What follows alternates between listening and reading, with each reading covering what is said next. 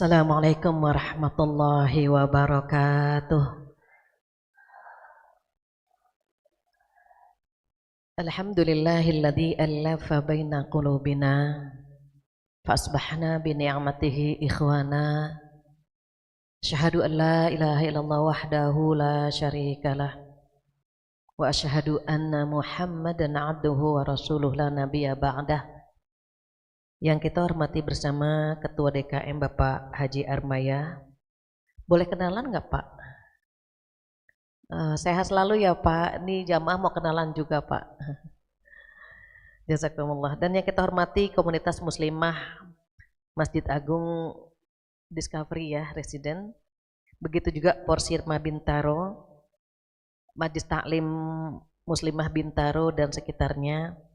Begitu juga jamaah seluruh yang hadir di sini, yang dari wajah-wajahnya wajah-wajah sabar ya, Masya Allah.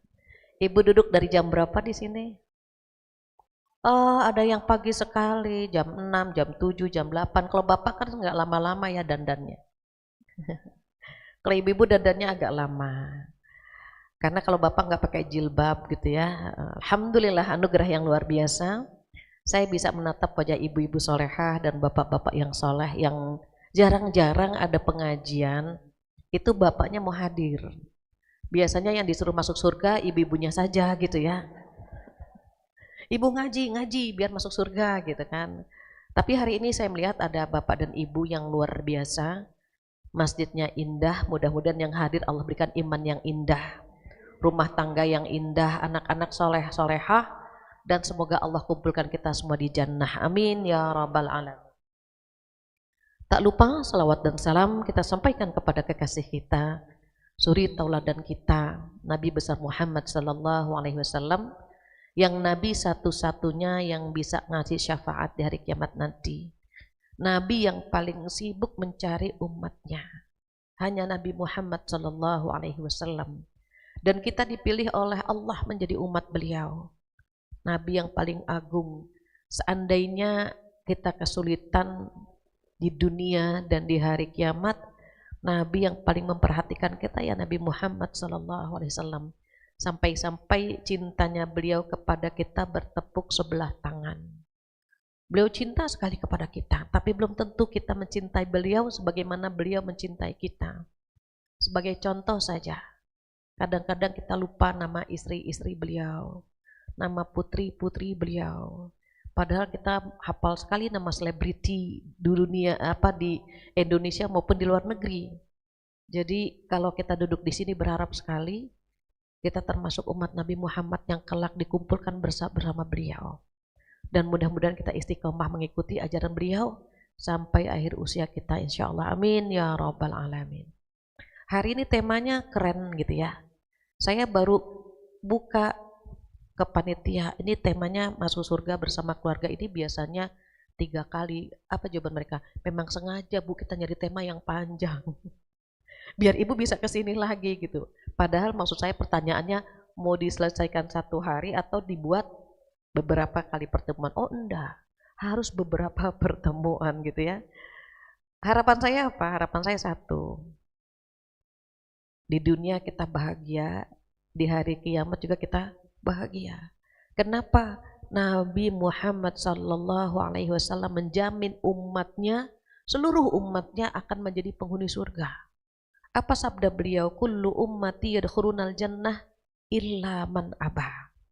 Seluruh umatku akan menjadi penghuni surga kecuali yang tidak mau. Bayangkan, yang tidak mau, yang nggak bisa masuk surga. Bukan surganya nggak dikasih, tetapi mereka yang tidak mau. Seorang sahabat bertanya, siapa yang tidak mau ya Rasulullah sallallahu alaihi wasallam? Apa jawaban beliau? Man ata'ani dakhalal jannah wa man asani faqad aba. Barang siapa yang taat kepadaku, dialah orang-orang yang mau masuk surga. Dan barang siapa yang bermaksiat kepadaku, dialah orang-orang yang tidak mau masuk surga. Beliau sopan banget. Beliau bilang, yang taat kepadaku yang mau masuk surga. Yang bermaksiat kepadaku dia yang tidak mau masuk surga. Beliau tidak bilang yang bermaksiat kepadaku dia penghuni neraka. Tidak bilang begitu. Sopan sekali sama kita. Bayangkan kita memberikan apa ya Bu, menyampaikan sholawat, mengikuti sunnah Rasulullah Sallallahu Alaihi Wasallam, harapannya kan tumbuh cinta. Tetapi kadang-kadang cinta kita kan naik turun. Cinta kita itu terkait dengan iman. Kalau iman kita lagi naik, cintanya besar. Tapi kalau iman kita lagi turun, cinta pun nurun. Duduknya kita di sini atas izin Allah untuk menambah cinta kita, baik kepada Allah maupun kepada Rasulullah Sallallahu Alaihi Wasallam. Maka kalau kita duduk di pengajian, bahagia banget. Saya jujur, mohon maaf Ibu ya, kalau ada orang yang belum sholat, belum nutup aurat, tapi mau duduk di pengajian, artinya apa? Dia sudah diundang sama Allah. Tanpa izin Allah, kita nggak duduk di sini. Ada saja halangannya. Tapi hari ini kita dimudahkan sama Allah. Hari Ahad, hari Minggu pagi enaknya ngapain liburan begini? Tidur, scroll HP, ngerumpi sampai sariawan gitu ya. Tapi langkah kita dimudahkan ke tempat ini. Bahkan bareng sama pasangan itu luar biasa. Berharap sekali langkah perdana ini bisa kita biasakan. Kenapa? Karena Allah bangga menyebut nama kita satu persatu di hadapan para malaikat di langit sana. Ibu yang datang pertama sampai yang datang terakhir, sebelum doa penutup majlis, nama kita tercantum disebut sama Allah, Ibu. Sering-sering hadir di pengajian. Memang godaannya berat. Setiap duduk di pengajian bawaannya ngantuk gitu ya. Kenapa kok bisa ngantuk? Saking tenangnya. Di rumah nggak bisa tidur, pas duduk di pengajian mulai baca doa tidur. Kok bisa demikian? Itulah anugerah yang Allah berikan kepada kita. Dikasih ketenangan. Apalagi ini baru di dunia. Apalagi kalau dikumpulkan di surga, tenangnya luar biasa. Berharap sekali nanti tema yang kita dapatkan hari ini bermanfaat buat kita semuanya, buat keluarga kita semua insya Allah. Amin ya rabbal alamin. Ibu-ibu yang dirahmati Allah Subhanahu wa Ta'ala, Allah ngasih bocoran. Kalau mau masuk surga bersama keluarga, tolong buka surat 13, surat Ar-Ra'd. Di situ ada ayat, ada 8 cara masuk surga bersama keluarga. Yang perlu concern untuk ayat ini itu ayah bunda. Bapak dan ibu kalau pengen masuk surga bareng sama anak-anaknya, ini sebelum saya singgung surat 13 ini, ada 3 ilmu yang harus kita miliki. Ayah bunda harus memiliki 3 ilmu untuk bisa membimbing keluarga masuk surga. Apa ilmu yang pertama? Yang pertama ilmu yang terkait dengan akidah yang benar. Akidah yang benar bagaimana? Jangan menduakan Allah. Perempuan itu kalau cintanya dibagi kan nggak redo ya, Ibu Bo. Kalau kita melihat suami ngobrol dengan perempuan lain, itu kan langsung panas ya. Pulang ke rumah langsung ngasah pisau gitu. Itu mau motong ayam, motong bawang gitu kan. Itu kita tidak ngasih oksigen sama suami kita, nggak ngasih matahari sama suami kita, tapi kita nggak mau dibagi. Allah yang menciptakan kita, Allah yang ngasih rezeki sama kita, masa kita bagi cintanya? Makanya kata Allah apa? A'udzubillahi minasyaitonirrajim, innasyirka ladzulmun 'adzim. Sesungguhnya syirik itu sebuah kezaliman yang sangat besar. Apa syirik? Menduakan Allah. Bapak dan ibu punya kewajiban membimbing anak-anaknya bagaimana tidak menyekutukan Allah. Manja sama Allah, mintanya hanya sama Allah. Mohon maaf ini karena yang hadir banyak kan ibu-ibu ya. Ibu-ibu itu dalam Al-Quran ini, itu untuk mendekati kesyirik lebih gampang ketimbang bapak-bapak. Bapak-bapak logikanya jalan. Kalau ibu-ibu perasaannya yang jalan. Sehingga untuk terjerumus ke dalam kesyirikan itu lebih gampang. Contoh, katanya kalau nggak pakai contoh ibu-ibu kan ngambang ilmunya. Kalau anak gadisnya belum dilamar, pangeran berkuda belum datang menjemput, dia galau. Pengen bertahan minta sama Allah, kadang-kadang tergoda untuk datang ke orang pintar, orang bodoh, dan seterusnya. Nanya, mbah-mbah, ini kira-kira anak gadis saya nikahnya, karirnya bagaimana di 2026 nanti, pasangannya bagaimana. Bahkan ada premium call yang ingin tahu karir Anda di tahun depan, ketik rek spasi cewek, kirim ke... Yang paling banyak siapa peminatnya? Perempuan. PR buat para ayah, buat para abang, buat para anak laki-laki meluruskan keluarganya. Makanya di dalam Al-Quran dikatakan, a'udzubillahi minasyaitonirrajim, ar-rijalu qawwamuna 'alan nisa. Qawwam, dia pelindung, melindungi keluarganya di dunia dan di surga. Jadi akidah yang benar itu tuntutan di mana perempuan sering banget terjerumus ke dalam kesyirikan. Sampai-sampai Allah mengajarkan Rasulullah SAW agar berlindung dari wanita-wanita yang menghembuskan buhul-buhul tali. Ibu hafal surat Al-Falaq? Ada di situ gini bunyinya. A'udzubillahi minasyaitonirrajim. Wa min syarrin naffatsati fil 'uqad. Coba apa artinya itu? Dan aku berlindung dari wanita-wanita yang menghembuskan buhul-buhul tali. Yang datang ke paranormal maupun yang jadi paranormal itu paling banyak perempuan. Kartu tarot yang itu siapa? Banyak kan perempuan. Yang datang ke paranormal perempuan. Yang kepo dengan ramalan zodiak gitu.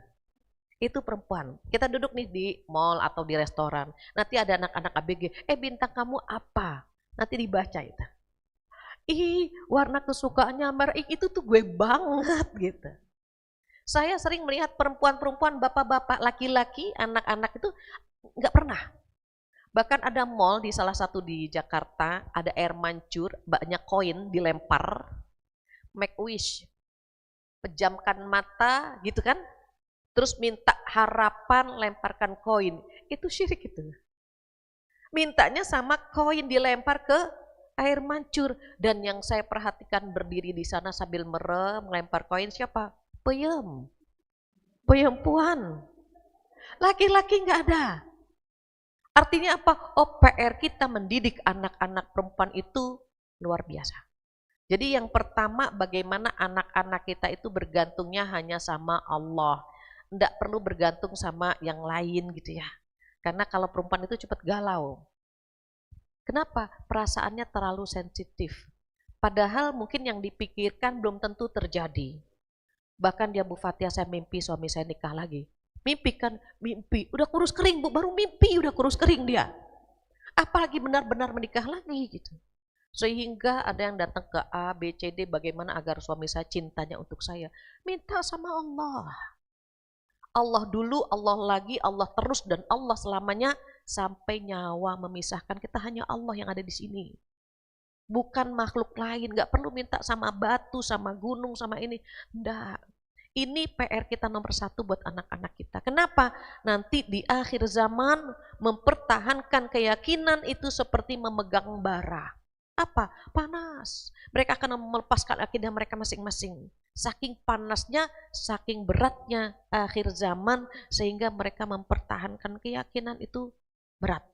Maka nanti di dalam Al-Quran, ciri-ciri atau kalau mau masuk surga bersama keluarga, itu yang pertama apa? Berpegang teguh dengan agama Allah. Maka ilmu yang pertama yang harus disampaikan kepada anak-anak kita itu yang terkait dengan akidah. Manja sama Allah, Ibu. Semakin banyak kita minta sama Allah, semakin Allah sayang sama kita.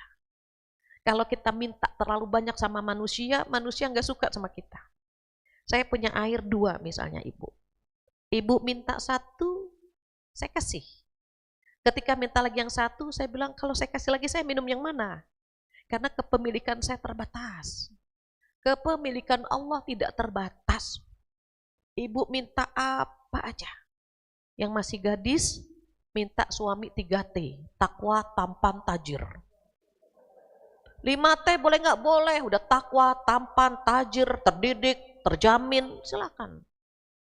Walaupun nanti Allah ngasih di luar prediksi kita ya. Tapi masih alhamdulillah mintanya 5 dikabulkan 3, mintanya 10 dikabulkan 5. Doanya dari sekarang. Kenapa? Boleh jadi dikabulkannya 5 tahun lagi. Jadi buat yang masih gadis, nanti aja saya mintanya kalau udah umur sekian. Belum tentu langsung dikabulkan. Boleh jadi doanya sekarang dikabulkannya 10 tahun lagi atau 5 tahun lagi. Maka para istri doakan suami nambah, bukan nambah istrinya. Nambah 3T tadi, tambah takwa, tambah tampan, tambah tajir gitu. Enggak perlu ganti casing. Kenapa? Allah sudah pertemukan kita dengan pasangan kita. Dan para suami pun berat membimbing kita gitu ya. Jadi jangan pernah berpikir, ih capek banget punya suami kayak dia. Suami pun berpikir capek banget punya istri seperti kita. Mereka juga pengen ganti casing cepet-cepet gitu ya. Bahkan lihat ada nggak sih di surat nikah, expirednya, kadaluarsanya kapan surat nikah itu. Nggak ada, dia sabar banget mendampingi kita. Kenapa? Allah yang ngirim kita untuk menjadi pasangannya dan mengirim suami untuk menjadi pasangan kita. Itu kalau akidah kita kuat, insya Allah nggak ada penyesalan. Yang mempertemukan kita siapa? Allah. Dia yang terbaik. Kalau ternyata, na'udzubillah gitu ya, puzzle-nya harus diganti. Ada yang ganti suami atau ganti istri. Itu pun setelah sholat istikharah. Bergantung sama Allah. Itu nomor 1. Nomor 2, apa kewajiban orang tua agar anak-anaknya masuk surga? Yang kedua adalah yang terkait dengan ibadah. Sholat bagaimana? Baca Qur'annya bagaimana? Membaca Al-Quran dengan benar hukumnya fardu ain. Setiap individu harus bisa membaca Al-Quran dengan benar. Ada uang di kantong kita, bisa jamin gak uang di kantong kita bisa masuk surga? Kalau kita tidak gunakan. Berbeda dengan Al-Quran. Kita gunakan uang kita, panggil guru ngaji. Pak Ustadz, tolong ajarkan kami, istri kami, anak-anak kami baca Quran. Tolong Pak Ustadz. Uang yang kita keluarkan itu akan menjadi jembatan ke surga. Maka ibu-ibu beberapa ya, qadarullah saya ngajar di perkantoran. Jadi ibu-ibu pejabat banyak yang sudah mulai belajar membaca Al-Quran. Kenapa Al-Quran itu teman yang terbaik? Yang bisa ngasih syafaat di hari kiamat nanti itu Al-Quran. Jadi kalau yang belum bisa, belum terlambat untuk belajar membaca Al-Quran. Dan saya sering cerita, orang Indonesia itu dikasih lidah fluent. Apa fluent ya? Fasih. Fasih, lentur gitu. Menyebutkan huruf itu gampang. Berbeda dengan orang India, Pakistan, Bangladesh, itu nyebut do nggak bisa. Waladhdallin walazzalin. Ghairil maghdub, ghairil maghzub. Bulan Ramadan, bulan Ramazan. Nggak bisa nyebut do. Redo, mereka bilangnya Reza. Makanya nama anak mereka Reza. Karena nggak bisa nyebut Redo. Orang Indonesia ngikut-ngikut nama anaknya Reza. Kan kita bisa nyebut do. Kalau mereka memang nggak bisa. Jadi kalau ada orang Indonesia baca Quran, mereka dengernya seneng. Qadarullah saya pernah ngajar di Pakistan, TKSD. Saat ngambil rapot ada ibu-ibu lari. Madam. Saya bilang, kenapa Bu? Madam bisa nggak ngajarin anak saya baca Quran? Saya bilang orang Pakistan banyak yang bisa hafal Al-Quran, bisa baca Al-Quran. Enggak, mereka bilang. Berbeda dengan orang Indonesia. Saya baru pulang haji, dia bilang. Saya dengarkan orang Indonesia baca Qurannya bagus, makhrajnya bagus, hurufnya bagus. Di depan Ka'bah saya langsung angkat tangan. Ibu nggak kaleng-kaleng Bu. Doanya di depan Ka'bah bilang apa? Ya Allah, datangkan guru orang Indonesia ke rumahku coba. Akhirnya apa? Akhirnya saya ngambil rapot, saya ketemu sama madam, dia bilang, saya dituntun datang ke rumahnya ngajarin anaknya. Butuh waktu 3-6 bulan merubah lisan mereka. Kita dikasih lisan enak banget, sayang Ibu. Kalau kita tidak gunakan untuk yang baik-baik, terutama membaca Al-Quran. Enak Ibu. Baca Quran itu bisa mengeluarkan penyakit hati. Ibu pernah gelisah, pernah sedih, pernah galau, memikirkan hal yang tidak-tidak. Mungkin bapak-bapak pernah pusing gitu ya, ada yang di layoff, ada yang gitu, godaan di jalan luar biasa. Maka itu keluar dengan ayat-ayat Al-Quran. Maka ilmu yang kedua yang harus diajarkan ke anak-anak kita, ke keluarga kita adalah cara beribadah yang benar. Saya sedih kalau ada jamaah yang tidak tahu cara sholat. Saya sedih kalau mereka nggak tahu kalau keputihan itu najis. Jadi hal-hal yang terkait dengan ibadah itu anak-anak sudah harus tahu. Anak-anak laki-laki yang sudah balik, sudah mimpi basah, nggak tahu cara mandi gitu. Itu kan menyedihkan. Terus kita nanti ngobrol-ngobrol sama anak kita, nak bisa mandi hadas besar nak? Udah bisa ayah. Nak bisa baca Quran, alhamdulillah sudah bisa ayah. Maka Allah akan memberkahi rumah tangga itu. Jadi kalau sudah berumah tangga, pahala di rumah itu sebetulnya banyak. Cuma setannya juga banyak. Ini kan saya perhatikan dari bapak, ibu, ini wajahnya bermasalah semua sebetulnya. Ujian kita banyak. Apalagi dalam berumah tangga. Kenapa berumah tangga itu ibadah yang paling panjang? Karena banyak pengorbanan yang harus kita lakukan. Belum lagi setannya ngajak kita perang dulu kalau sama suami ya. Istri ngeliat suami kesel, suami ngeliat istrinya bosen gitu. Kenapa ketawanya geli banget? Berbeda ketika belum menikah. Kalau belum menikah itu tatapannya luar biasa. Ada lope-lopenya gitu ya. Pengantin baru masih senyum-senyum. Kenapa? Karena honeymoon itu hanya 4 bulan. Honeymoon 4 bulan. Bulan madu itu hanya 4 bulan. Setelah 4 bulan apa? Bulan bawang, pedas. Netesin air mata, ya Allah gini amat hidup gitu. Bulan bawang selesai, bulan cabe. Memang ayah aja yang bisa marah, mama juga bisa marah. Bangga banget ibu-ibu jadi pemarah. Padahal ketika kita sabar, ketika kita menjalani ini hari-hari bersama pasangan, pahala. Bahkan seorang ulama, Ustadz Mustafa Sibai berkata apa? Seorang suami atau istri mengorbankan perasaannya untuk mempertahankan rumah tangganya, pahalanya seperti pahala jihad fi sabilillah. Jihad ibu, berumah tangga itu jihad. Makanya setannya banyak. Kalau di kantor-kantor banyak yang nanya begini, Bu Fatia, kenapa ya kalau dipegang sama temen di kantor tuh deg-degan, terus keringetan. Tapi kalau dipegang sama suami kenapa bosenin banget ya, udah tua gitu. Apa saya bilang? Kalau dipegang sama teman di kantor kan haram. Maka menyenangkan, ingin lagi. Tapi kalau dipegang sama suami karena halal, dibuat menjenuhkan, membosankan. Terus bagaimana? Pulang dari sini sering-sering pegangan tangan sama pasangan. Ibu pulang ngaji, cari suami. Ayah, assalamualaikum, cium tangannya. Berguguran dosa-dosa kita. Ibu waktu berangkat ke sini cium tangan suami enggak?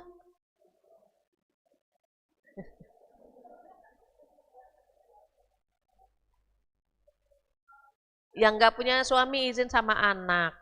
Jangan salim sama suami orang. Ibu kalau mau berangkat kemana saja, itu cari suami. Ayah pamit ya, assalamualaikum. Gitu. Ibu tahu apa yang Allah kasih sama kita?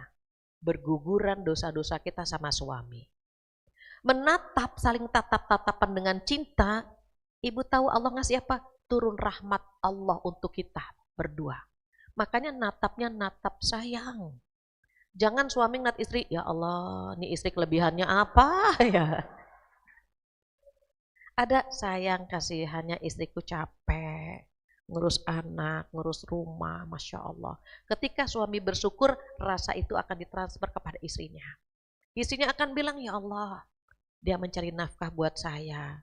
Padahal yang membesarkan ibunya, yang mendidik ibunya ketika dia bekerja, rezekinya buat saya, ya Allah.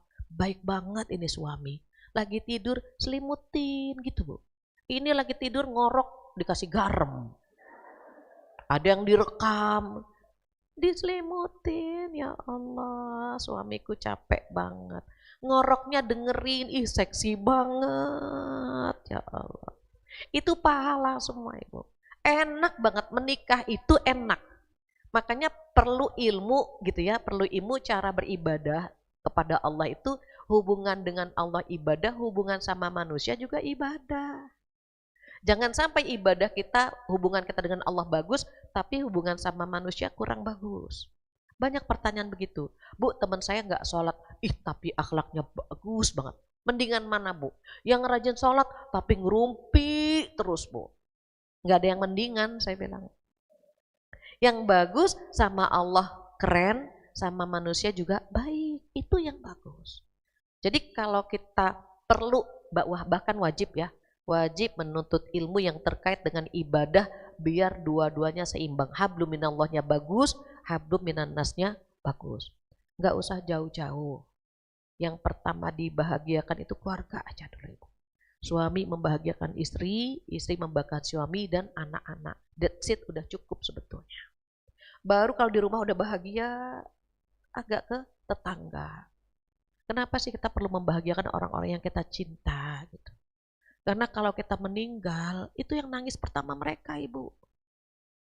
Kalau kita nggak ada, yang pertama nangis mereka. Orang lain mungkin nangis sebentar, kemudian udah selesai.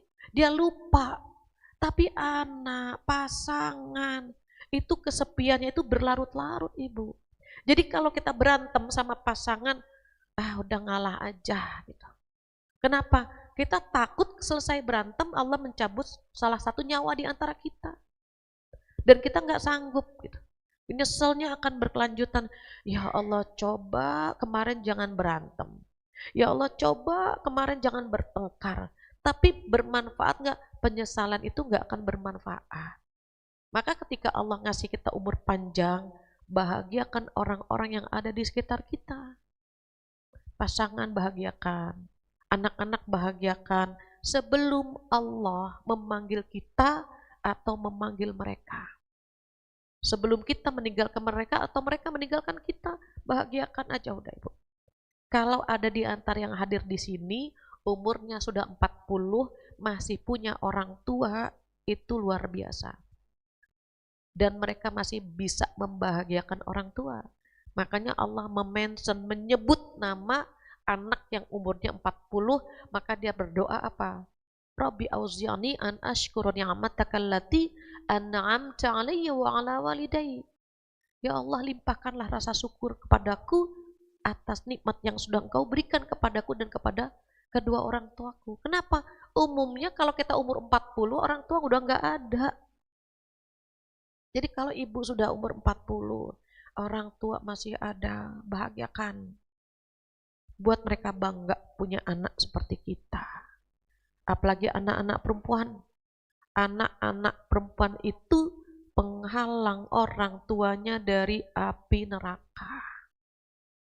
Kenapa? Beda ibu punya anak perempuan dengan anak laki-laki. Anak perempuan sebelum menikah milik kita. Setelah menikah, dia milik suaminya. Jadi kalau saya ceramah pernikahan, hampir semua orang tua melepas anak gadisnya itu nangis. Kenapa? Karena tidak tahu apakah dia menyerahkan kepada orang yang tepat. Anak laki-laki milik kita terus bu, sampai dia meninggal milik kita. Tapi anak perempuan hanya sebatas sebelum menikah. Setelah menikah dia harus taat pada suaminya. Maka ilmu yang kedua yang terkait dengan ibadah. Ajarkan anak-anak kita beribadah, ajarkan anak-anak kita berdoa, mendoakan kita agar selamat di dunia dan di akhirat. Itu yang kedua. Apa yang ketiga, yang terakhir, ilmu yang ketiga yang harus anak-anak kita punya dan yang harus kita sampaikan ke anak-anak adalah ilmu yang terkait dengan akhlak yang benar. Beda ya Bu, pertama akidah yang benar agar tidak syirik, yang kedua ibadah yang benar agar dekat dengan Allah dan beribadah kepada Allah, dan yang terakhir akhlak yang benar. Akhlak pada orang tua, kepada mertua, kepada guru, kepada teman, adik, kakak saling sayang, itu akhlak semuanya. Dan akhlak Rasulullah Shallallahu Alaihi Wasallam itu di atas rata-rata. Makanya nanti ibu temukan di surat Al-Qalam, A'udzubillahi minasyaitonirrajim, wa innaka la'ala khuluqin 'adzim. Ada kalimat la'ala, ala itu di atas. Sesungguhnya engkau ya Rasulullah Shallallahu Alaihi Wasallam memiliki akhlak yang sangat agung. Agung itu paling tinggi. Loh, memang akhlak ada berapa macam? Akhlak ada 3 macam. Yang pertama, yang paling rendah ya Bu, itu akhlak tercela. Orang gak nyaman dengan hadirnya dia, lisannya tajam, matanya tajam, orang gak suka. Contoh, kita ngaji nih, ini bagus kan, iman kita lagi naik ya, tolong jangan diturunin lagi. Nurunnya bagaimana? Biasanya ibu-ibu pulang ngaji suka komentar, ngelihat Bu Tuti gak barusan, alisnya tebel sebelah. Kalau bapak-bapak enggak begitu tuh, ibu-ibu yang komentar. Bu Sri, baju sama jilbabnya nggak matching, ya Allah kesian banget. Itu siapa? Perempuan tuh. Jangan dibatalin sama yang gitu-gitu tuh. Ini mohon maaf contoh ya, kalau ada yang namanya kesebut mohon maaf contoh. Terus lapor deh sama suaminya. Mas, aku baru ngaji tadi. Kenalkan sama tetangga kita itu loh Bu Dewi. Ya Allah, gayanya kayak paham aja gitu. Memang betul paham kan sebetulnya dia. Lisan perempuan itu kadang-kadang sulit direm. Ini tercela yang begini. Kenapa? Karena dalam waktu 1 hari perempuan itu mengeluarkan 20.000 kosakata. Dia kalau nggak mengeluarkan 20.000 kosakata badannya meriang. Bapak-bapak berapa? Cuma 7.000 saja, sepertiganya. Makanya bapak-bapak ibu perhatikan kalau kita telepon. Ayah posisi di mana? Udah deket. Ayah tolong ya. Iya. Gitu aja kan Bu. Kita seperti petasan. Kalau yang pinter, suami yang pinter pulang kerja, dia telepon istrinya. Mah, ada yang dipesan enggak? Iya, dibiarin tuh Bu sama dia. Taruh di loudspeaker, dia makan. Nah, dia makan. Mas, iya, denger kan? Denger, taruh lagi sama dia. Dia makan, biar keluar tuh Bu 20.000 kosakata Bu. Nanti udah capek baru dia pulang ke rumah. Assalamualaikum, istrinya udah ngos-ngosan. Waalaikumsalam. Capek udah 20.000 Bu. Tapi kalau nggak ditelepon, astagfirullahaladzim. Baru buka pintu, Assalamualaikum. Waalaikumsalam, ya Allah Mas, tau nggak? Allah capek dia, pengeng. Tapi karena memang dari sananya begitu, suami yang baik mendengarkan istrinya. Istri itu kalau sudah didengerin ceritanya udah bahagia. Walaupun nggak dikasih solusi, dengerin aja. Dan itu ada ceritanya Rasulullah SAW. Itu dengerin ceritanya Aisyah. Kadang-kadang tentang 11 temannya, 13 temannya, 23 temannya. Itu semua didengarkan sama Rasulullah SAW. Kenapa? Memang perempuan seperti itu. Dari zaman dahulu perempuan itu senang bicara. Kalau nggak bicara dia panas dingin badannya, jadi harus ngomong gitu. Nah, di masa Umar pun sama. Ketika ada seorang pria datang ke rumah Umar, mau curhat. Kenapa? Istrinya cerewet. Sampai di rumah Umar, ternyata istrinya Umar cerewet juga gitu. Pengen nyari solusi nih bagaimana mengatasi istri yang cerewet. Ketika dia akan pulang, Umar melihat. Apa kata Umar? Wahai fulan, apa yang membuatmu datang ke sini? Ceritalah Umar. Istriku marah-marah terus Umar. Ya Khalifah, istriku tuh cerewet banget ya Allah, Masya Allah. Ternyata istrimu pun sama. Apa kata Umar yang terkenal dengan pedang terhunus, paling tegas. Tetapi jawabannya luar biasa. Apa kata Umar? Biarkan istrimu marah-marah, biarkan. Biarkan istrimu ngomel-ngomel, biarkan. Dia capek mengandung anak-anak kita. Dia capek melahirkan buah hati kita. Dia masak buat kita dan dia mencuci pakaian kita. Padahal itu bukan kewajibannya. Statement Umar ini diambil oleh Imam Syafi'i bahwa memasak dengan mencuci bukan kewajiban istri. Kata bapak-bapak, ya bahaya nih. Pulang habislah kita. Apa sih definisi wajib?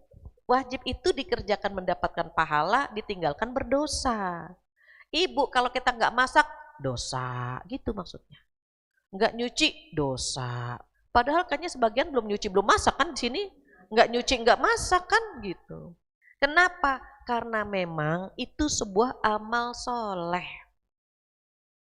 Kalau kita perhatikan Islam itu luar biasa. Sebegitu memuliakan perempuan. Dia udah capek mengandung, udah capek melahirkan gitu kan, menservis suami dan mendidik anak-anak. Kalau yang kecil-kecil gitu kewajiban kita, nanti dosa kita banyak. Belum nyuci dosa, belum masak dosa. Karena ibu, karena suami kita sayang, maka terkadang dia mengizinkan, ayah hari ini beli lauk patang aja ya. Iya, boleh. Kewajiban istri itu taat. Berarti kalau suami bilang, Bu, boleh masak kan hari ini? Ya taat gitu. Bu, ayah pengen banget makan rendang, masakin dong. Ya taat gitu. Tapi kan bisa bergaining. Ayah ibu capek banget kalau beli rendang aja gimana? Oh ya sudah gitu. Jadi Umar bin Khattab ini memiliki kepekaan hati ya, kasih sayang yang luar biasa sehingga biarkan istrimu marah-marah, biarkan. Maka untuk menghindari ngomel-ngomel, jangan terlalu capek. Ibu-ibu kalau capek ngomelnya panjang kali lebar kali dalam. Oh terus aja. Kenapa? Perempuan itu kalau nggak ngemil, ngemol. Kalau nggak ngemol, ngomel. Udah. Iseng dia ngemil gitu. Bosan dia ke mall gitu. Capek ngomel, udah. Tinggal cari aja bapak caranya bagaimana biar nggak ngemil, nggak ngemol, nggak ngomel. Ah itu. Nanti kalau hatinya bahagia, Masya Allah, perhatikan.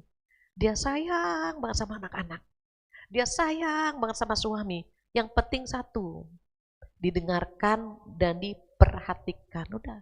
Sama kalau ke suami, dihargai suami itu. Ayah makasih ya, udah ditransfer gitu. Ayah makasih, udah dibantuin. Ayah gitu. Sehingga nanti telinga suami kita sering mendengar kalimat terima kasih, terima kasih, terima kasih, maka dia pun akan mengatakan, ibu terima kasih udah mendampingi ayah. Simple, cuma ngucapin terima kasih, oh kita bahagia sekali. Syukur-syukur ibu bisa ngegombal ya. Kalau bapak-bapak pinter ngegombal, biasa itu. Tapi kalau ibu-ibu ngegombal itu nyenengin buat suami. Ayah bisa munduran sedikit nggak? Kenapa? Gantengnya kelewatan gitu. Itu senengnya terbayang-bayang terus itu sama suami. Ya Allah, ibu beruntung banget ya punya suami kayak ayah, Masya Allah. Ayah itu 3T, takwa tanpa tajir, bukan. Tulali, tua, dan tertindas. Jangan juga, bahagia banget.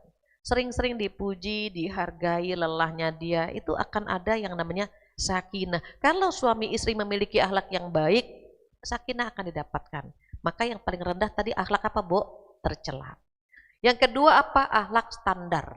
Kalau akhlak standar tuh dicubit-nyubit lagi, ditendang-nendang lagi, dipukul-mukul lagi. Maksudnya begini, kalau hak kita diambil, kita minta, itu standar. Boleh nggak? Boleh. Akhlak standar itu akhlak pertengahan di mana dibolehkan selama membalasnya sesuai. Misalnya dicubitnya pelan, balasnya pelan lagi. Kalau cinta ditolak dukun bertindak kan gak sesuai, Bu. Kalau misalnya kita cuma dirumpiin 5 menit terus kita ngebalasnya 2 jam kan gak standar. Jika melebihi standar maka terjerumus ke dalam akhlak tercela. Jadi kalau misalnya kita, Mbak katanya begini-gini, apa-apa. Nanti juga Allah akan tunjukkan dia udah naik tuh Bu ke akhlak terpuji. Perhatikan, kalau kita punya akhlak tercela, berteman dengan yang akhlaknya standar, kita ngos-ngosan. Sebaliknya kalau kita punya akhlak standar, berteman dengan orang yang terpuji, kita nggak kuat. Contoh, ada seorang ibu punya akhlak terpuji. Kitanya standar ya, kitanya standar. Dia curhat, suami saya semalam marah, saya dimarahi sampai lama. Tapi alhamdulillah saya ikhlas-ikhlas aja, dia marah kan berarti menggugurkan dosa saya. Gitu. Apa yang kata akhlak standar? Terus kamu diam aja gitu? Nah itu akhlak standar. Kalau saya jadi kamu, udah berdiri, saya jawab, enak aja dia. Kenapa? Karena kita standar. Maka yang punya akhlak standar berteman dengan yang akhlak terpuji nggak kuat. Jangan begitu, jangan mau. Padahal dianya nggak ada masalah. Gitu. Sama dengan yang kita punya akhlak standar nih. Berteman dengan yang punya akhlak tercela. Maka akhlak tercela akan mempengaruhi perilaku kita. Mbak ngerumpi yuk, enggak kata Bu Fatia enggak boleh ngerumpi. Habis ini istighfar gitu. Kepengaruh kita. Kalau orang tua kita kan nggak bisa milih ya. Dari rahim siapa kita lahir kita nggak bisa milih ibu. Orang tua kita nggak bisa milih. Begitu juga kakak dan adik nggak bisa milih. Kalau teman kan kita bisa milih. Circle kita bisa milih. Pasangan kita bisa milih. Pilih yang terbaik. Kalau kita berteman dengan orang baik, itu seperti kita berteman dengan tukang minyak wangi. Harumnya kita kena gitu. Tapi kalau kita bergaul dengan orang yang tidak baik, seperti di tempat ikan, amisnya kena juga kita. Maka karena circle kita yang milih, pilih circle yang bagus. Nanti kita akan mengenal siapa kita. Kalau kita berteman dengan yang akhlaknya standar, ya Allah alhamdulillah saya sudah di atas itu. Alhamdulillah saya tidak ingin seperti mereka. Tapi umumnya ya Bu, mohon maaf yang akhlak terpuji nih Bu, nggak kuat lama-lama. Ih capek juga ya ngalah ya gitu Bu. Ih capek juga ya sabar ya Allah astagfirullahaladzim. Udahlah nggak usah baik-baik amat lah jadi orang gitu Bu. Kecapean Bu dia Bu. Tapi kalau dia istiqomah di akhlak terpuji, dia tidak akan terpengaruh oleh perilaku orang lain. Kita suka gini Bu, mohon maaf. Kalau dia baik, saya bisa baik. Tapi kalau dia jahat, saya pun akan jahat. Itu standar itu sebetulnya. Tapi kalau terpuji gini, dia jahat, saya akan berlaku baik tetap. Dia baik, saya baik. Dia jahat, saya pun tetap baik. Nah itu terpuji. Tipe yang manakah kita? Hanya kita yang tahu. Kalau akhlak terpuji saja sudah bagus, Rasulullah Shallallahu Alaihi Wasallam di atas itu semua. Maka jadikan Rasulullah Shallallahu Alaihi Wasallam sebagai role model dalam kehidupan kita. Jadi 3 ilmu yang harus kita bawa. Terus bagaimana cara masuk surganya? Nah, Ibu tolong cek di ayat 20, surat 13. Neng yang sudah buka boleh tolong dibacakan artinya. Ada nggak ibu-ibu atau panitia yang sudah menemukan surat 13? Silahkan. Ayat 20. Dan 21.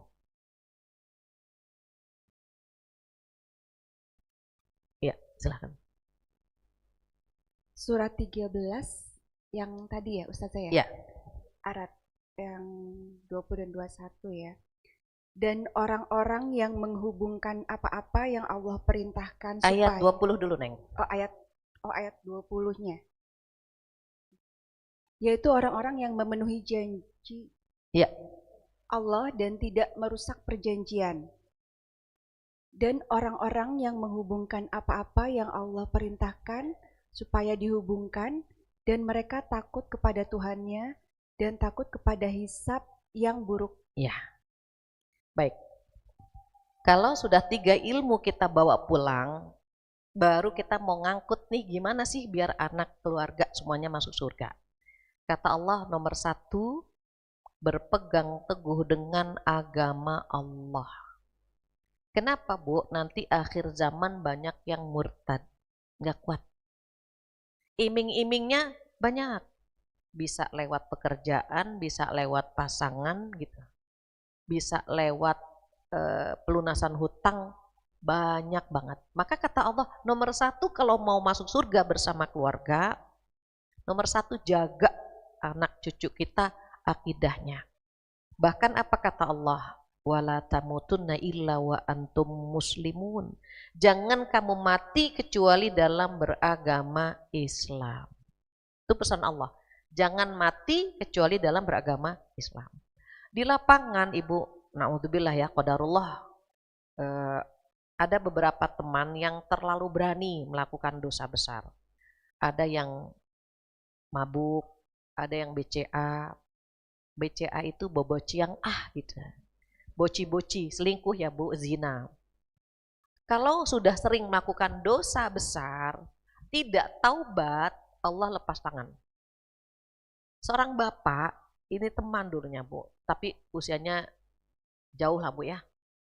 Karena istrinya manggil dia papi, saya ikut papi kalau manggil dia. Dia punya kebiasaan mabuk. Itu kalau udah minum Bu, berbotol-botol dia minum. Sampai suatu hari saya bilang, papi, kan minum merusak badan gitu. Kita kalau bicara sama orang yang kita tuakan kan pakai hati ya Bu.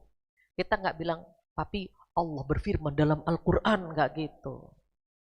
Kita sentuh hatinya, papi kan pengen lihat anak, pengen lihat cucu, biar umur kita panjang, lifestyle-nya dijaga. Nggak usah gitu Bu. Iya sih, tapi udah biasa, kurangi saja minumnya gitu. Dari 5 botol menjadi 2, dari 2 botol nanti selesai minum jus atau gitu. Jadi bertahap ya Bu. Kalau Ibu wajahnya sama Bapak udah soleh-solehah. Jadi diajak ke pengajian gampang. Tapi kalau buat mereka yang jauh, itu diajak ke pengajian kan susah. Jadi bertahap gitu ya, sampai dia berkurang. Tapi kalau lagi stres balik lagi. Sampai suatu hari saya nongkrong sama suami di kafe teman. Teman saya bilang gini, Bu, kenal sama Pak ini kan? Iya, udah meninggal kemarin. Innalillahi wa inna ilaihi rajiun gitu. Terus bagaimana? Meninggal, mungkin kita akan meninggal semua, dia bilang. Cuma yang bikin sedih apa? Waktu mau meninggal, anaknya datang ke rumah dia, ke rumah teman saya. Kan kita berteman nih Bu semuanya. Anaknya bilang gini, abang tolong bantuin. Oh, manggilnya om. Om, tolong bantuin papi murtad. 40 hari sebelum meninggal murtad Bu. Dia berobat ke rumah sakit gitu ya Bu ya. Ternyata na'udzubillah dia ke rumah sakit non muslim, dicuci otaknya, terus pulang-pulang bawa sertifikat. Bilang sama keluarganya, nanti kalau papi meninggal pakaikan jas ya. Anak sama istrinya langsung nangis. Apa kata anak-anak? Papi dulu yang narik mami jadi mu'allaf. Kenapa sekarang papi meninggalkan mami? Dalam hati saya Bu ketika mendengar itu, ya Allah boleh jadi terlalu banyak melakukan dosa besar. Kan minum dosa besar Bu. Kalau terlalu banyak melakukan dosa besar, Allah lepas tangan. Ibu-ibu solehah dan bapak-bapak yang dirahmati oleh Allah, jika suatu saat atau suatu hari tiba-tiba hati kita gelisah, pengen nangis tanpa sebab, galau, pernah nggak begitu Bu? Kok kayaknya sedih banget, kok perasaan gak enak gitu ya. Itu boleh jadi kita bikin dosa. Ketika kita bikin dosa, sama Allah dijewer. Dibikin hati kita galau, gelisah. Apa kata Rasulullah SAW?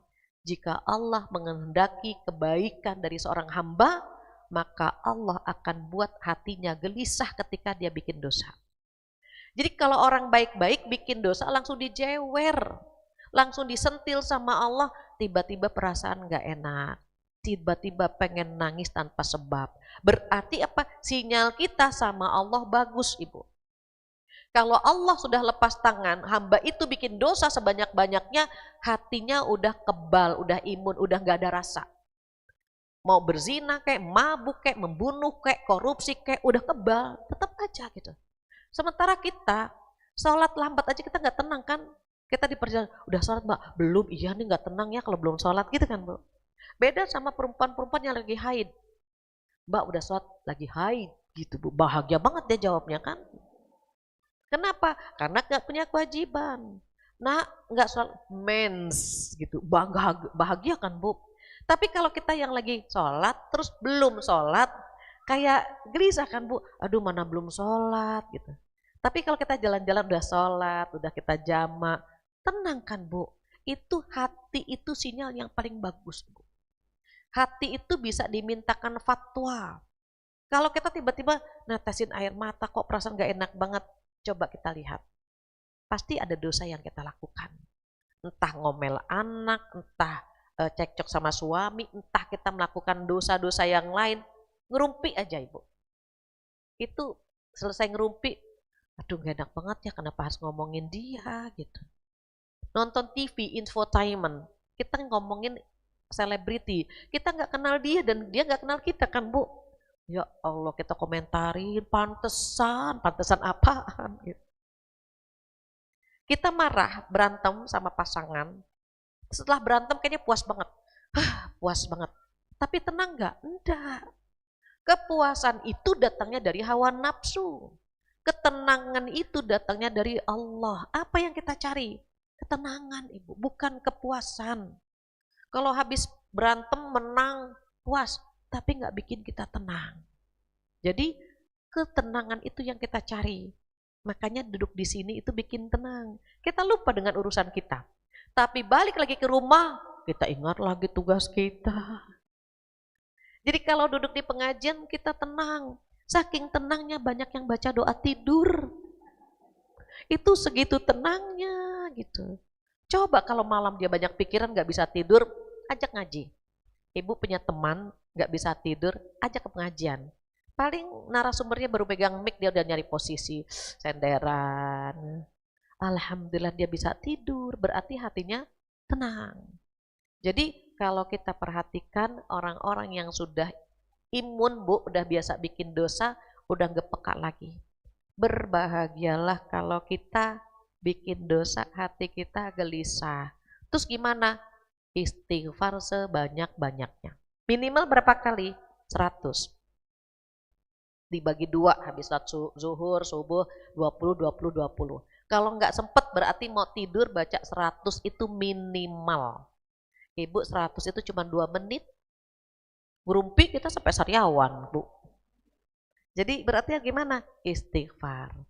Nah, itu yang pertama ya Bu, Allah lepas tangan kalau orang tersebut bikin dosa besar dan gak langsung taubat. Yang kedua, Allah benci sama orang-orang yang punya penyakit hati, terutama penyakit sombong. Kenapa? Sombong itu pakaian Allah, hambanya gak boleh. Sementara setan mentransfer sifat itu ke dalam diri kita gitu kan Bu. Ada sebelum sombong dikasih dulu aujub. Aujub itu takjub dengan dirinya dia. Contoh, orang sedang tidur, terus kita sholat malam, sholat tahajud. Dalam hati kita bilang begini, ya Allah yang lain tidur, aku sholat, solehah banget sih ya aku ya. Ujub itu orang gak tahu, yang tahu hanya dia dan Allah. Ketika kita sedekah, ya Allah aku dermawan banget ya Allah gitu. Makanya kalau kita foto bareng-bareng, jika sekedar dokumentasi silakan. Tapi kalau gini Bu, foto, selesai foto kan kita nyari, mana-mana lihat dong gitu ya Bu. Kalau kita ngeliat foto, ya Allah di Discovery masjid ini yang paling cantik aku. Nah, itu yang nggak boleh. Kenapa? Takut ada ujubnya. Makanya kita kalau habis foto yang pertama dilihat wajah siapa? Wajah kita. Merem nggak? Aku merem nggak? Gitu. Kalau yang lain mau merem, mau mingkem, mau mangap, dia nggak peduli. Yang penting dianya eksis, dianya cakep gitu kan Bu. Makanya kebahagiaan perempuan, saya hafal banget. Kalau di pengajian, selesai ngaji, ada dokumentasi nggak? Saya bilang gitu. Baik pengurusnya, panitianya atau jamaahnya, itu kebahagiaan tersendiri. Jika untuk dokumentasi nggak apa-apa Ibu. Biar ini kenang-kenangan kita pernah ngaji di sini nggak apa-apa Bu. Yang nggak boleh kan yang tadi. Coba lihat, ya Allah, yang paling mancung aku. Nah itu Bu. Yang lain hidungnya tawadu semua. Hidungku aja yang takabur, nah itu yang nggak boleh. Kalau dokumentasi nggak apa-apa silakan. Ini ujub. Ujub itu sombong kecil. Cuma dia sama Allah yang tahu. Kalau sudah diucapkan, nah itu jatuhnya sombong. Contoh, Mbak, tadi ngaji ngantuk banget. Iya karena semalam tahajud 4 rakaat, tambah lagi hajat, tambah lagi. ketika dia mengucapkannya untuk membanggakan, itu jatuhnya disombong. Tapi kalau dia sendiri namanya ujub. Sama ya, banyak penyakit-penyakit itu. Anak kecil saja punya ya, Bu. Anak kecil dia makan es krim, dia bilang sama temennya, aku makan es krim, kamu nggak punya. Itu anak kecil, Bu. Apalagi ibunya anak-anak gitu. Ngaji, Mbak, jilbabnya sutra. Iya, kalau nggak sutra ketombean. Itu modelnya, caranya macam-macam. Kalau bapak-bapak biasanya di jam tangan gitu, di HP gitu ya. Jam tangannya gini mulu, gini-gini mulu gitu. Kalau perempuan di berlian, biasanya Bu, maaf, dia ngelap keringat cuman gini. Karena pakai berlian ngelapnya begini. Biar kelihatan gitu. Tapi kadang-kadang keluar tuh Bu. Semua ya Bu, semua umat Nabi Muhammad punya penyakit hati. Semuanya Bu.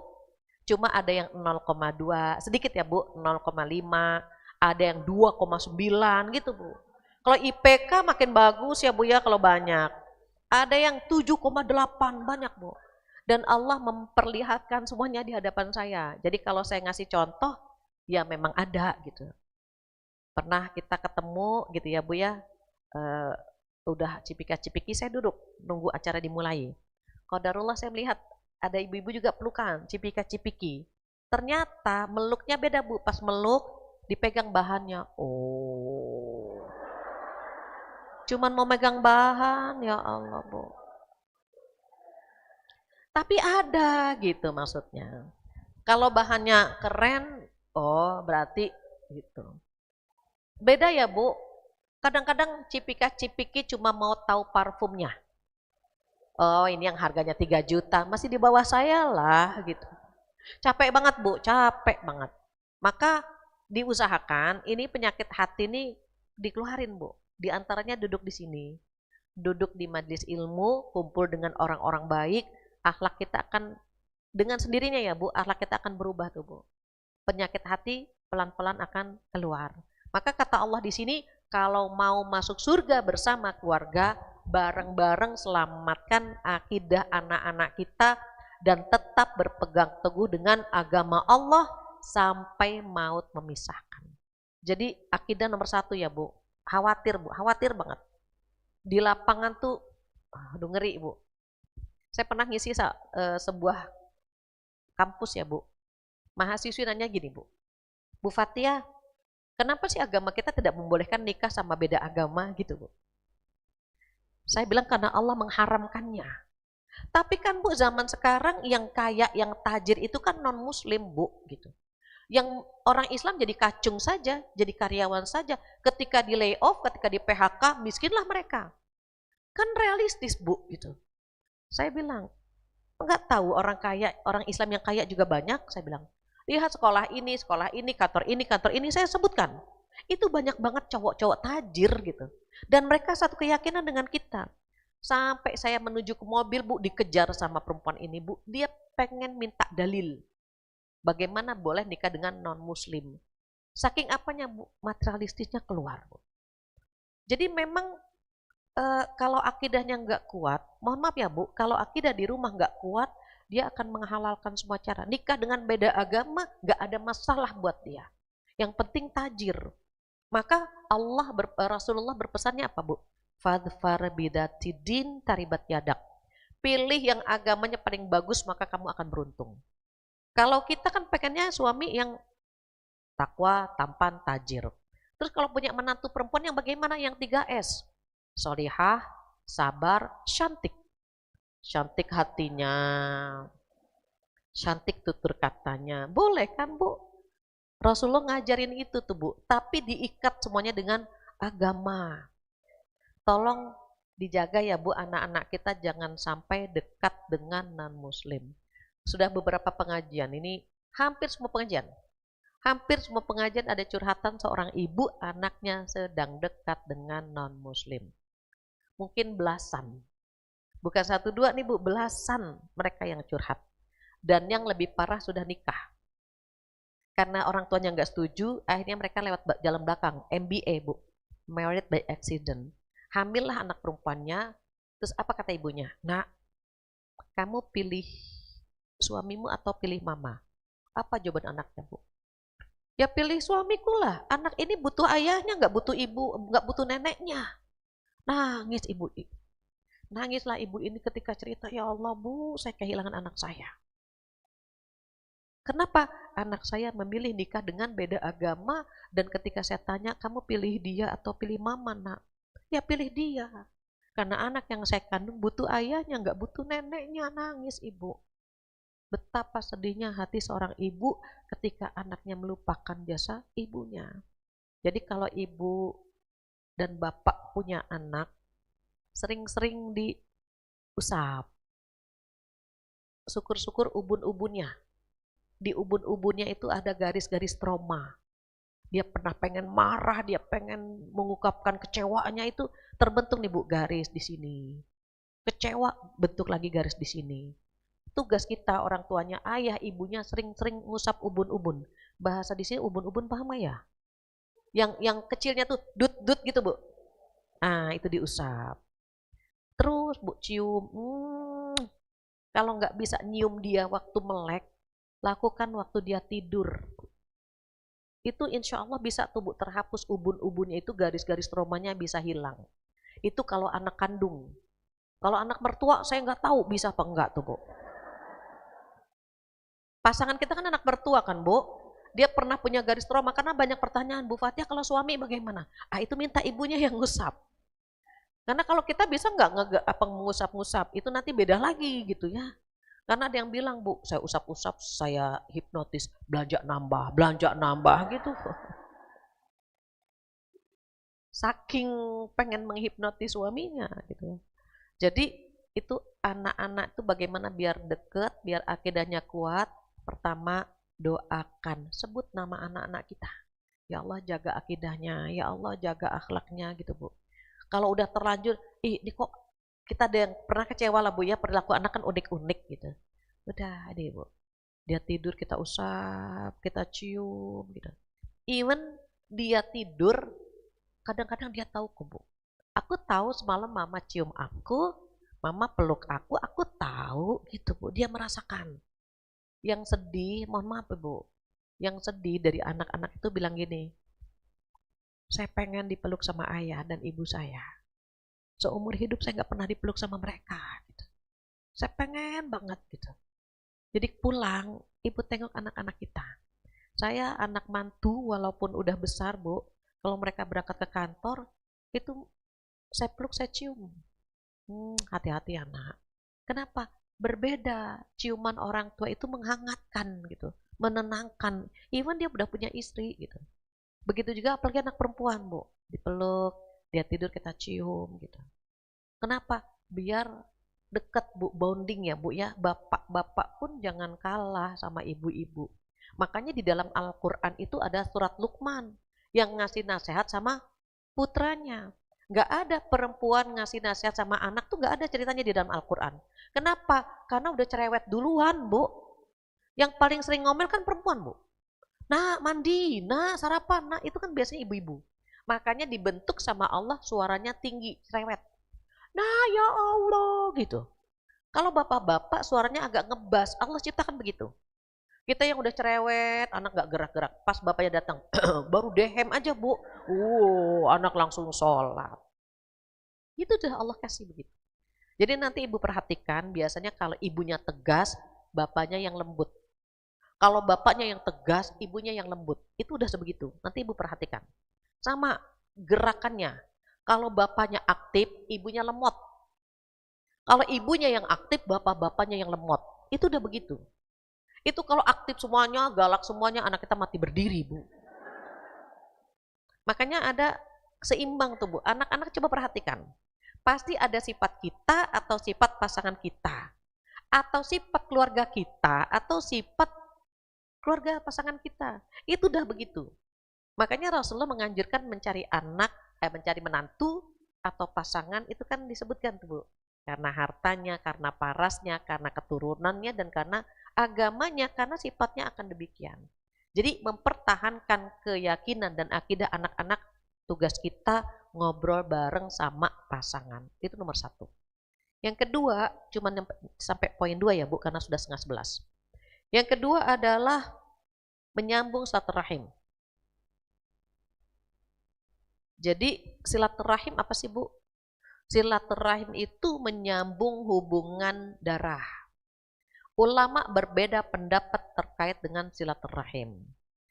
Jadi anak cucu kita dibiasakan kenal sama omnya, tantenya, bude, pak de, itu tuh kenalin Bu. Biar dia silaturahim. Gini, ini mohon maaf ya Bu, karena sekarang kan ada gadget Bu. Ada grup keluarga kan Bu. Kalau omnya sakit, itu ngedoainnya pada di grup. Semoga om lekas sembuh, doanya copy paste lagi Bu.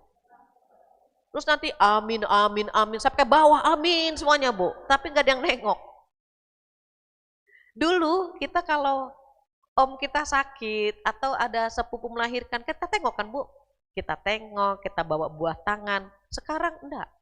Semoga anaknya menjadi anak yang soleh, amin, amin, amin, amin, sampai ke bawah. Tapi nggak ada yang nengokin Bu. Silaturahim itu sekarang sudah mulai pudar. Maka Allah menyarankan kita agar bisa masuk surga bersama keluarga. Maka kata Allah apa Bu? Menyambung silaturahim. Walladzina yasiluna ma amarallahu bihi ayyusol. Menyambung silaturahim. Nah tadi ulama ada 2 pendapat ya Bu. Ada yang berpendapat silaturahim itu hanya yang ada hubungan darah. Yang tidak ada hubungan darah nggak disebut silaturahim. Itu pendapat pertama. Pendapat yang kedua, silaturahim itu ada 2 macam. Ada yang umum, ada yang khusus. Ini Bu, nih pengajian begini nih, ini namanya silaturahim umum. Yang tidak ada hubungan darah namanya silaturahim umum. Umum. Nih Bu, pengajian, arisan, komunitas senam, olahraga dan seterusnya, bersepeda gitu Bu. Itu namanya silaturahim umum yang tidak ada hubungan darah. Tetapi kalau kita nyambung dengan yang ada hubungan darah, namanya silaturahim khusus. Pahalanya besaran mana Bu? Yang khusus. Ibu tengok adik kakak, tengok ipar-ipar, apakah mereka rezekinya cukup atau tidak. Kenapa? Zakat untuk keluarga boleh Bu, untuk adik kakak boleh. Zakat itu yang nggak boleh ke atas. Orang tua, nenek, kakek itu nggak boleh zakat kita berikan kepada mereka. Nggak boleh ke bawah, anak cucu. Tidak boleh ke pasangan. Tapi ke adik kakak boleh. Justru zakat itu paling bagus kita berikan kepada kerabat. Ada di surat Al-Baqarah 177 kalau tidak salah. Allah berfirman, a'udzubillahi minasyaitonirrajim. Wa atal mala ala hubbihi dzawil qurba. Dzawil qurba itu siapa? Kerabat itu. Baru dzawil qurba wal yatama wal masakin dan seterusnya. Jadi ibu-ibu dan bapak-bapak yang dirahmati oleh Allah Subhanahu wa taala, ajak anak-anak silaturahim, kenalkan mereka kepada Pak De Budenya. Kenalkan mereka sama nenek kakeknya, silaturahim disambung. Pahalanya besaran yang mana?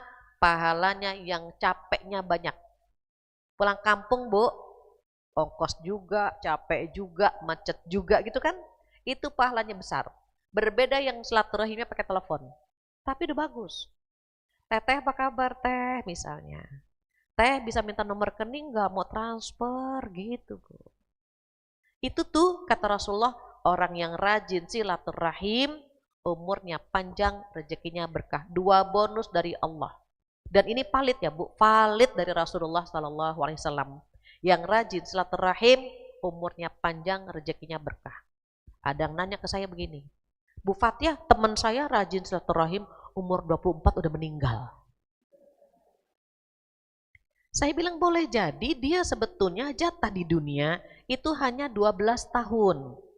Karena rajin silaturahim dilipat gandakan 2 kali lipat sehingga umur 24. Mungkin kalau nggak rajin silaturahim 12 meninggal. Kan nggak pernah tahu kan Bu umur kita. Atau yang kedua, even umurnya muda, tapi amalnya seperti dia memiliki ratusan tahun. Almarhum Uje meninggal umur berapa ya? 40-an. Ibu perhatikan, umur 40 meninggal, tapi sampai detik ini transferan pahala dari murid-muridnya masih nyambung kan, Bu? Maka kalau kita pengen dapat transferan pahala, itu dekati anak cucu kita. Nasihati, diingatkan gitu, Bu. Ngobrol. Ketika anak kita mengamalkannya, dia mentransfer pahala buat kita. Nah, jangan lupa doakan ayah, doakan ibu. Nah, kalau ada rejeki, jangan lupa yang ayah berbagi. Dia ngamalin apa yang kita sampaikan, maka dia mentransfer pahala buat orang tua yang mengingatkan. Jangankan anak ibu, teman kita ajak ngaji. Awalnya males, sekali-kali ngaji, males sekali aja. Terus dia ngaji, Bu. Ternyata di tempat itu dia mendapatkan hidayah. Kan gara-gara kita tuntut dia kan, Bu. Apa kata Rasulullah Sallallahu Alaihi Wasallam? Demi Allah, demi Allah, demi Allah. Jika seseorang mendapatkan hidayah lantaran dirimu, lewat dirimu dia mendapatkan hidayah, maka pahalanya dunia beserta isinya. Udah kaya dia. Maka penting banget kita silaturahim, setiap ngobrol ada pesan yang kita sampaikan. Teh ini ada titipan sedikit ya, mudah-mudahan berkah gitu. Jadi silaturahim ini kita kelas berapa nih Bu? Karena terkait silaturahim ada 3 kelas. Ada kelas yang paling keren, namanya wasilun. Nyambung terus dia. Datang ke rumah adiknya, ke rumah kakaknya, ke rumah iparnya. Itu paling tinggi tuh. Tapi yang paling banyak disurvei mukafiun. Apa mukafiun? Sekedar membalas. You datang, I datang. You nggak datang, I nggak mau datang. Itu paling banyak tuh. Suami ngajak, mah ke rumah abang yuk. Ih ngapain? Abang aja nggak pernah ke rumah kita. Enggak, abang kemarin datang sekali. Ya udah kita ke rumah dia sekali aja gitu, Bu. Sekedar membalas. Abang kemarin bawa jeruk tahu berapa kilo? Sekilo. Ya udah kita ke rumah abang bawa jeruk 1 kilo aja gitu, Bu. Itu mukafiun. Terakhir apa? Qati'un, pemutus. Ini yang paling berbahaya. La yadkhulul jannah qati', tidak akan masuk surga orang yang memutus hubungan silaturahim. Jadi kalau mau masuk surga, yuk sambung silaturahim baik yang umum maupun yang khusus, dan kelasnya mudah-mudahan kita kelas 1. Ibu, karena nggak terasa hampir jam 11, saya rasa cukup siang. 2 ya Bu, 2 cara masuk surga bersama keluarga. Totalnya ada 8. Nanti kita ngobrol lagi. Kan pengen masuk surga kan Bu. Mudah-mudahan nggak bosan ya Bu ya. Umumnya tema ini bisa 3 kali 4 kali. Tapi kalau di sini kayaknya cerdas-cerdas insya Allah. Biasanya kalau sering ngaji kan ilmunya nguap tuh Bu ya, suka lupa lagi, nyatet lagi. Baik, demikian Ibu-Ibu Soleha, alhamdulillah karena sudah jam 11 saya rasa cukup sekian. Jika ada yang ingin ditanyakan 15 menit mungkin bisa Nang ya. Saya kembalikan lagi kepada MC kondang kita, silakan. Masya Allah, tabarakallah. Jazakillahu khair kepada Ustazah Fatia atas tausiahnya yang sangat menyejukkan dan menggugah hati kita semua. Nah, kita akan buka sesi pertanyaan untuk bisa memantapkan. Silakan yang akan bertanya bisa menyebutkan namanya terlebih dahulu. Ya, kemudian baru pertanyaannya. Saya akan datang, saya bawakan mic-nya ya supaya terdengar suaranya.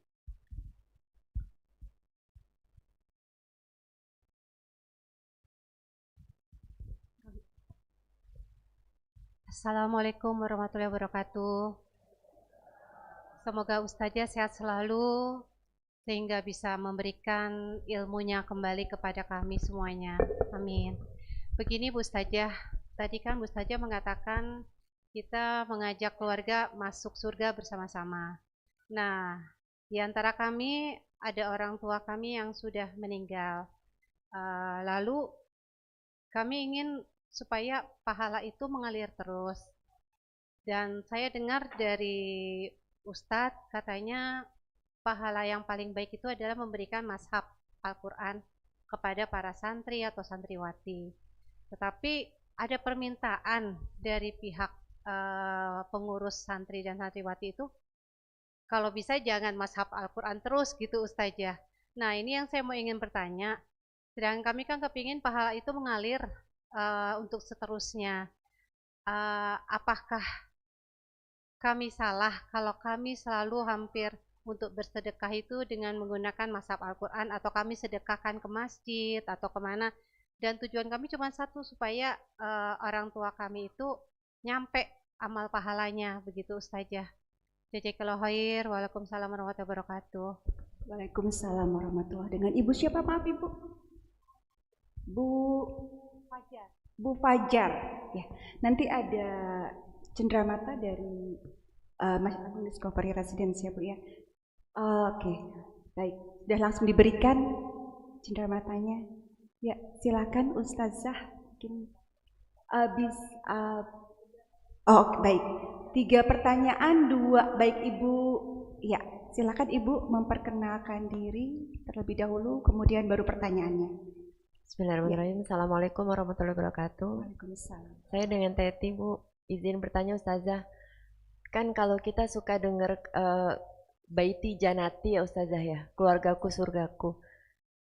Apakah kondisi baiti janati itu mungkin kalau fasadnya manusia ngelihatnya, wah ini apa di dunia aja begini, nanti apa di surga tuh bisa seperti itu gitu.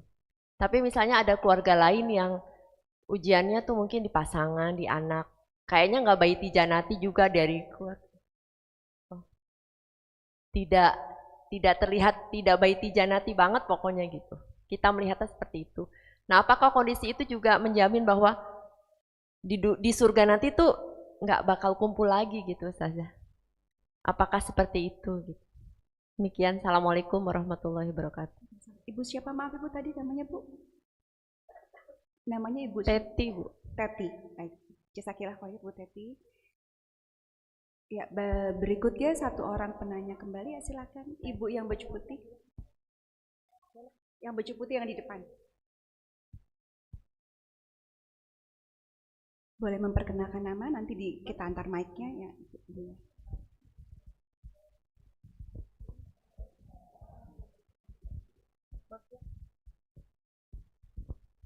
Saya Ibu Nila dari Ciledug, ingin menanyakan, kebetulan tadi Ustazah bilang ada beberapa yang memang saya alami sekarang. 1, pernikahan beda agama, dan pemutus silaturahmi. Kebetulan adik saya menikah dengan warga negara Finlandia yang mana masih beragama Kristen, dan adik saya Muslim. Adik saya alhamdulillah masih... Laki atau perempuan? Maaf. Adik saya perempuan. Alhamdulillah sih adik saya itu masih menjalankan sebagai muslim yang baik, masih sholat, masih semualah. Dan yang kedua, kebetulan kami keluarga besar 8 bersaudara. Kakak saya yang pertama perempuan, ketika itu kami berselisih paham, dan sekarang ini kakak saya diputuskan sama anaknya tidak boleh berhubungan dengan kami. Dan kami sudah berusaha untuk tetap bersilaturahmi, tapi mereka menutup.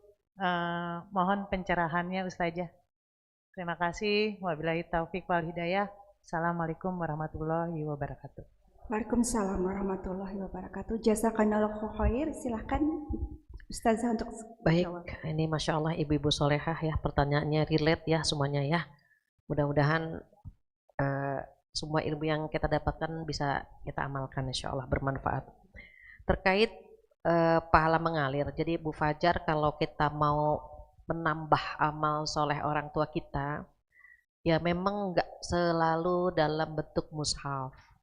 Contoh misalnya, kita ngasih karpet, ngasih AC, selama barang tersebut digunakan, maka pahalanya mengalir untuk orang tua kita. Bukan hanya itu, kita niat umroh, ada badal umroh, niat kurban, pahalanya untuk orang tua kita. Karena dulu Di masa Rasulullah Shallallahu Alaihi Wasallam itu beliau menganjurkan seorang anak membadalkan haji orang tuanya. Artinya dikiaskan bahwa anak-anak yang masih hidup itu patut menambah amal soleh orang tuanya. Kenapa? Yang meninggal udah nggak bisa nambah, maka kita yang hidup gitu ya menambah amal soleh orang tua kita. Rasulullah bersabda apa? Idamat tabdu adama in qata'a amalu illa min salat. Kalau anak Adam meninggal terputus semua amalnya kan kecuali 3. Yang pertama sedekah jariah, yang kedua ilmu yang bermanfaat, dan yang ketiga anak-anak yang soleh yang mendoakan orang tuanya. Jadi bisa diganti-ganti, tidak samanya. Mushaf pun sama, ketika mushaf rusak sudah tidak ada yang membaca lagi, sama berarti terputus begitu. Maka banyak cara agar mengalir. Ada yang dalam bentuk sumur yang airnya dimanfaatkan oleh banyak orang begitu. Artinya boleh dalam bentuk apapun yang intinya bisa dimanfaatkan oleh banyak orang begitu. Jadi kalau misalnya ada yang komplain jangan mushaf terus, boleh jadi mereka butuh yang lain, butuh karpet, butuh AC, atau butuh kamar mandi dan seterusnya. Demikian wallahu a'lam. Kemudian yang kedua ini terkait dengan baiti jannati, rumahku adalah surgaku. Gini, rumahku adalah surgaku, di mana di rumah itu ada aktivitas surgawi. Sholat berjamaah dengan keluarga, kemudian juga kita bisa puasa sunnah, buka bareng-bareng sama keluarga. Ada aktivitas surgawi di rumah itu. Bikin kegiatan sosial, ada santunan yatim di rumah kita, bagaimana ada aktivitas yang bikin Allah ridho begitu. Tetapi rumahku surgaku itu juga menandakan betapa nyamannya di rumah itu. Surga itu kan makanannya enak, pemandangannya indah gitu ya. Jadi kita sebagai orang tua atau sebagai pasangan sedang berpikir apakah orang yang tinggal di rumah kita itu nyaman gitu. Apakah ada makanan yang enak dimakan oleh keluarga? Apakah ada pemandangan yang indah buat keluarga? Kadang ada yang bilang ini rumahku surgaku, tetapi penghuni di rumah itu nggak bisa ngapa-ngapain gitu, nggak ada yang bisa dimakan, nggak ada yang bisa dilihat gitu. Mereka cuma ngegosok aja, gosok air mata. Apakah itu rumahku surgaku? Belum. Makanya ada istilah rumah tangga sakinah. Rumah tangga sakinah ketika penghuni di rumah itu masing-masing bisa bernafas, bisa menggali potensi, bisa beribadah, bisa dia merasakan kehangatan dalam rumah itu. Sama PR-nya adalah apakah anak-anak kita nyaman di rumah kita, apakah pasangan betah di rumah kita. Mohon maaf, sumber kenyamanan itu ada dalam diri perempuan. Maka suami pergi dari luar kota, pulang ke rumah pengen dipeluk sama istrinya. Anak dia kuliah, dia menikah, dia jauh, pengen pulang ke rumah dipeluk sama ibunya. Jadi perempuan itu sumber kenyamanan. Maka ketika para sahabat mendepositokan hartanya, Rasulullah SAW menyampaikan apa? Maukah aku beritahukan tentang simpanan yang paling berharga? Maka sahabat, mau ya Rasulullah. Apakah simpanan yang paling berharga? Beliau menjawab, simpanan yang paling berharga adalah memiliki istri yang soleha. Dan istri yang soleha ini ada di hadapan saya insya Allah ya. Jadi demikian. PR-nya apa? PR-nya bagaimana pasangan dan anak-anak itu bisa kita ajak melakukan aktivitas surgawi. Kalau belum bisa bagaimana? Tugas kita duit. Apa duit? D-nya doa yang indah, U-nya usaha yang maksimal. I-nya ikhlas menjalankannya. Memang ujian kita lewat anak atau lewat pasangan, ikhlas saja. Karena ujian tersebut menggugurkan dosa-dosa kita. Jadi demikian ya yang dimaksud dengan baiti jannati, rumahku adalah surgaku. Terakhir Ustazah, ini, maaf tadi ada juga pertanyaannya apakah akan dipertemukan? iya. Ya. Selama pasangannya satu keyakinan, sama-sama muslim, muslimah, kalau nanti di hari kiamat mereka akan bertemu. Mohon maaf jika salah satunya keluar dari agama Islam nggak bertemu. Jadi kalau misalnya bapak-bapak bosen banget nih ngeliat istrinya, aduh ya Allah gitu ya, mudah-mudahan ntar di surga dapat bidadari. Betul. Kenapa? Suami kita akan disambut oleh belasan bidadari dan yang paling cantik adalah istri yang solehah. Cantiknya mengalahkan bidadari dan rasa cemburunya dicabut sama Allah. Misalnya bapak ngenalin, oh ya bu, ini kenalkan mantan-mantan saya, itu kita nggak cemburu bu. Kalau sekarang kan bu, kenalkan mantan apa gitu. Di surga nggak ada. Sifat cemburu kita udah dicabut sama Allah, sehingga kita ketemu sama mantan atau istri-istri yang gitu ya bu ya, nggak ada rasa cemburu. Seperti kakak adik, udah hilang penyakit hati yang capek, yang bikin capek, cemburu capek, dendam capek, itu dicabut sama Allah. Ketemu insya Allah selama satu keyakinan. Jadi kalau misalnya, mohon maaf saya singgung sedikit, bapak atau ibu yang pasangannya sudah meninggal, terus nikah lagi, ketemu nggak? Ketemu. Banyak ibu-ibu yang, bu saya mau nikah lagi tapi takut nggak ketemu sama yang pertama. Saya tanya, yang pertama muslim nggak? Muslim, ketemu insya Allah. Nanti suami saya cemburu, oh nggak ada sifat cemburu itu. Jadi nggak apa-apa bu nikah lagi gitu bu? Nggak apa-apa. Makanya ada kan bapak-bapak ketika istrinya meninggal itu nangis-nangis gitu ya. Itu sampai kuburannya dikipasin. Orang terharu, ya Allah bapak baik banget. Kenapa kuburannya bapak kipasin? Karena istri saya berpesan, jangan menikah lagi sebelum kuburan kering, makanya saya kipasin. Biar cepat kering kuburannya, begitu. Jadi selama satu keyakinan bisa ketemu. Terakhir, gimana kalau beda keyakinan gitu ya? Non-muslim itu kan dalam Al-Quran ya, itu ada kalimat begini. A'udzubillahi minasyaitonirrajim. Lam yakunil ladzina kafaru min ahlil kitabi wal musyrikin. Ada ahlul kitab, ada musyrik. Ahlul kitab itu Yahudi dan Nasrani. Musyrik ya selain Yahudi dan Nasrani gitu. Nah, ketika menikah dengan beda agama, ini jika yang laki-lakinya muslim, perempuannya ahlul kitab, masih ada pendapat minoritas.